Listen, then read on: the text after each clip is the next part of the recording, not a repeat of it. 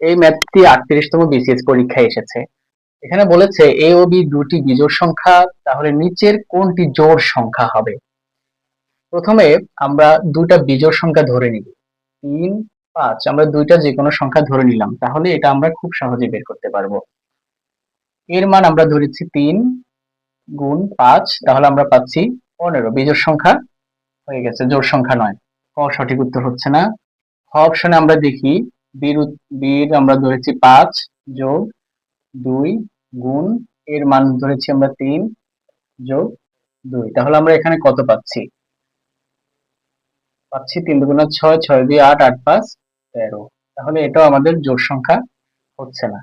এরপর দেখুন 3 যোগ 5 যোগ 1, তাহলে আমরা এখানে পাচ্ছি 9, তাহলে এটাও আমাদের সঠিক উত্তর 9।